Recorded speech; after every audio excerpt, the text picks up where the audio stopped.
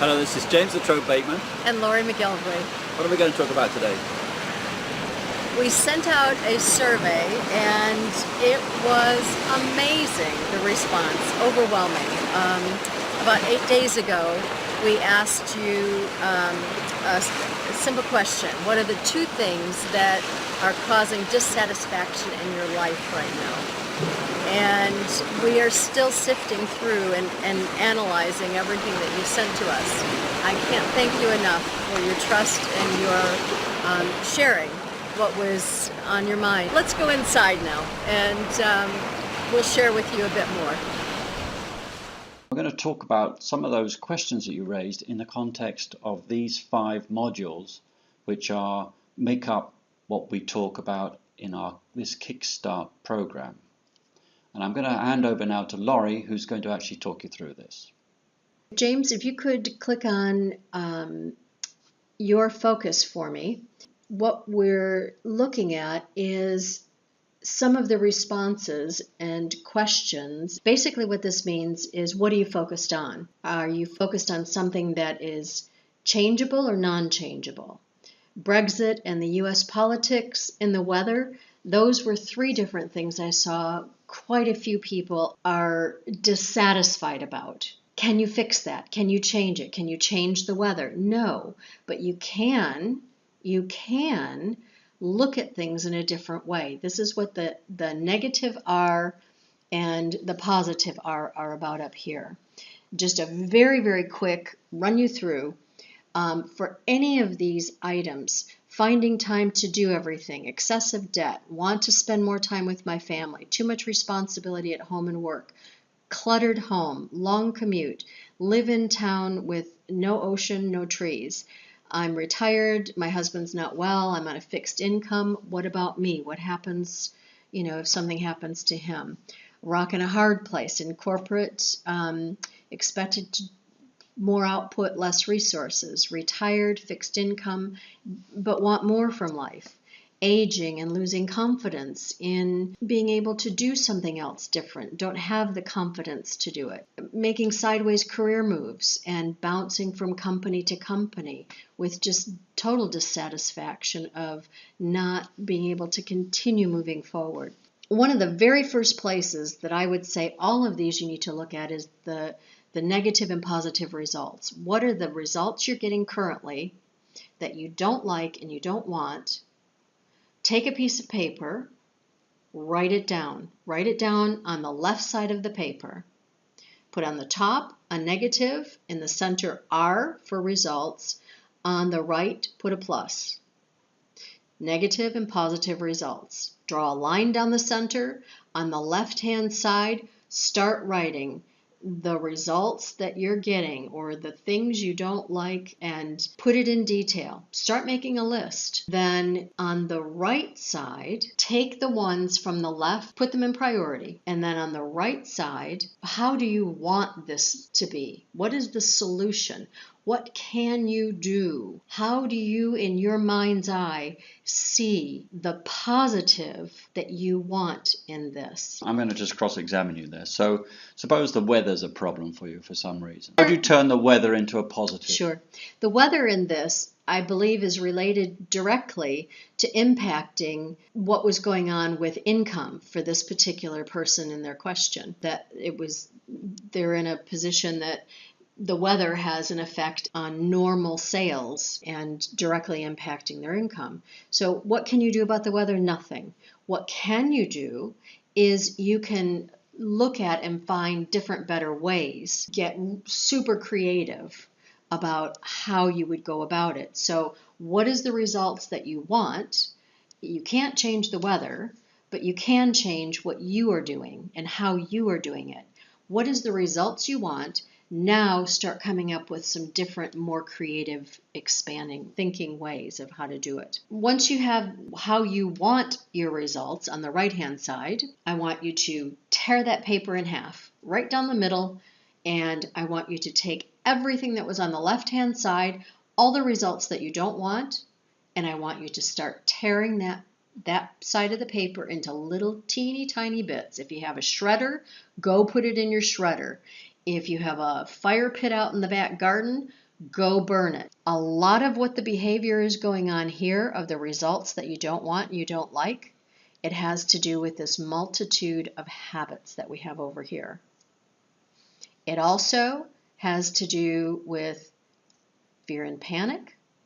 Let me just expand this. And a lot of times what's going on is we have a lot of time fillers and distractions that we let filter into our life instead of doing the things that we really, the knowing doing gap, doing the things that we really, really should be doing.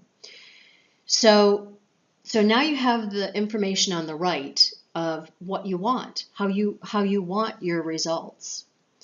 So what are you focused on?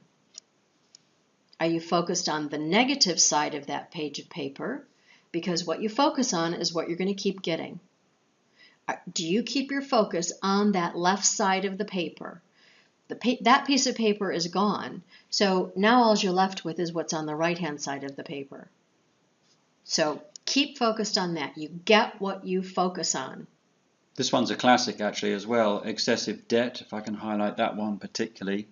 If you think about debt, that's what you're going to get. Yep. That is not intuitive when you say that. No. And in fact, part of what we're going to talk about here is why that in your is not... In your goal setting, never ever write, I want to get out of debt. In your goal setting, you set the amount of money you want to make every year. So that's going deeper into the goal setting and the C-type goals. Could you click that open for me, James, the C-type goals? So on the left-hand side, you have to understand that this positive, negative, what are you focused on, is just one tiny piece. This is results that you're getting. And you're getting negative results that you don't like. So positive results. What do you really need to do? A lot of these things that are on the right-hand side that we were just talking about under your focus, a lot of these are directly related to this C-type goal. A lot of these you need to take a look at. Do you have a goal? I'm going to ask you, do you have a goal? If you do, is it written down? Do you know that only 13% of people, the entire population of the world, only 13% of people have a real goal? And of that 13%, there is only 3. 1, 2, 3. There is only 3% of the entire population that have a written goal. So what's a C-type goal? Are you part of the 3%? If not, we've got a lot to talk about over here. And when you start setting that C-type goal, you start getting into this multitude of habits problem. So what's a C-type goal? Sorry, you've mentioned it. You better explain. C-type goal. There's A-type goals, B-type goals, and C-type goals. A C-type goal, you can see some of the questions and input that I've added next to it. The huge goal is achieved, plenty of money, retired, but now what? Now what do I do? Overwhelmed, not pushing myself, lack of motivation, feeling energetically low, not knowing where to go or what to do. Great job, great income, but looking for higher purpose. All of this, this bit and this bit here, your focus, what are you focused on, and these types of questions. What do you really want in your life?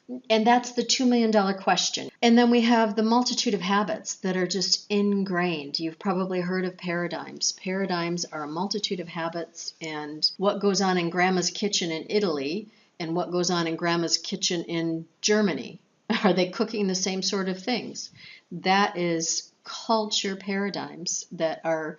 It's a good one, you know. I love German cooking, I love Italian cooking, but it's that simple of thinking for you to understand how deeply ingrained just around food that our habits are. Input came in about family culture conflicts, that they want to have their own life in a particular way, and their family are just, their paradigms are just going off the chart, giving them the most grief in the whole world about them wanting to have a better, healthier lifestyle.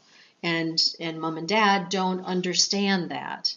And the way they lived, it wasn't that way. Mindset of people on my team. That's another issue of team paradigms and culture paradigms. Corporate culture, business culture. Being a good caregiver to my husband, needing constant help. This is a paradigm of needing to get the right help in and feeling that you must be the caregiver. And this one together with not enough time in a day. So something has to give and take. A lot of that will come down to paradigms of not feeling that you should have someone else doing some of the things, that you should be doing it all yourself. I know there's a lot of caregivers out there. I was one, and my heart just bleeds when I see these things. I was for both of my parents for many, many years. And I understand everything that has to go into it. Time fillers and distractions. James, I'm going to ask you if you would talk to this lacking personal productivity. You have a really good, different perspective on this one. Okay, so you might read that as time management. We're not talking about time management, we're talking about activity management. We've all got the same amount of time, so you can't manage it. But you can decide what you're going to do with that time. That's the first point. So when you're talking about personal productivity, you're talking about what you spend your time doing and when you spend your time doing it. That's in a personal sense. Then there's actually a couple of other things. You've got to make sure that what you're spending your time on is actually something that's relevant to where you want to go. So in a personal context, this is how this fits with C-type goals, for example. If what your activities are not taking you towards your goal, then you should ask yourself, why am I doing them? And there may be lots of good reasons that you could come up with why you're not doing them, but you at least have to have some time in the day when you're doing things that take you towards your goal. And this particular area, it helps you delve into what are really time fillers and what are distractions. And it helps you, because some things we think we are supposed to do, and that really must be a part of my day. When you start delving into this productive and non-productive activity, the cluttered mind and need more time in a day for contemplation and relaxation. James and I spend time in the morning and time at night focused on nothing but inputting more, better, positive information, thoughts, and thinking. Both of us, we spend a bit of time in the morning and a bit of time at night. And then panic and fear. Every single piece of this, as soon as you start looking at bigger goals, you're going to get all this chatter that goes on in your head. And we are going to show you how to schedule your fear. This gives you a really great overview of what particular areas of the Remodel Your Habits Kickstart will cover. This is something we've never done before. We've been presented with Global Innovation Awards by BMS. We've stopped 3 global manufacturing facilities from closing, and they would have left massive holes in the economy, and all 3 of them have turned around into growth and new facilities. We've done some pretty major things in helping people and teams and individuals over the last 20 years. And this is the very first time that we are taking things into a smaller group.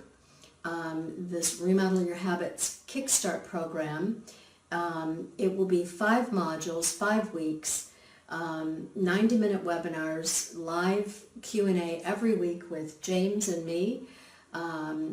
We have, for a long time, we've been teaching a bigger program, a very high-end, very, very expensive 6-month program. And we have great success with that particular program. Our newest, very fun student, he was making 10 euros an hour when we first started working with him. And within a few weeks, he had his hourly pay up to 100 an hour, if I remember correctly. Is that right? For some projects, yes. For some of his projects, 100 an hour. From 10 an hour to 100 an hour. And he's bought a brand new vehicle, first time in his entire life. He's doing his dream of taking flying lessons, and his greater, higher purpose is teaching. And He is just about set to head off to Peru to fulfill this greater, higher purpose. This is just a brief introduction. Watch out for your inbox because we're going to send you another video in a couple of days with more details about what it exactly involves, what you have to do if you want to join up.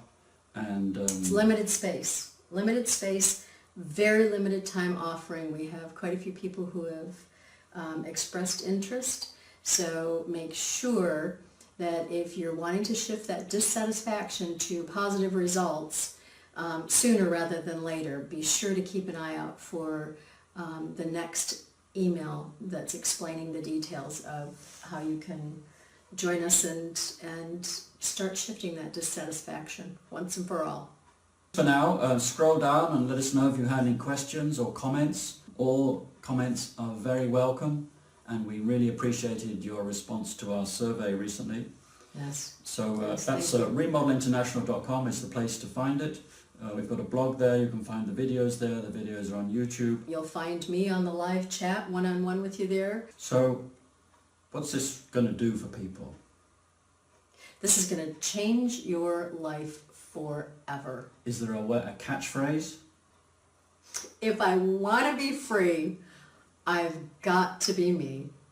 Not the me that my husband or my wife want me to be, not the me that my children want me to be, not the me that my family want me to be or my friends tell me I should be. And what about my boss? My boss as well. If I want to be free, I've got to be me. This is James LaTrobe-Bateman. And Lorrie MacGilvray, and we look forward to seeing you in a couple of days, and you are going to love it. I can't wait to see you there.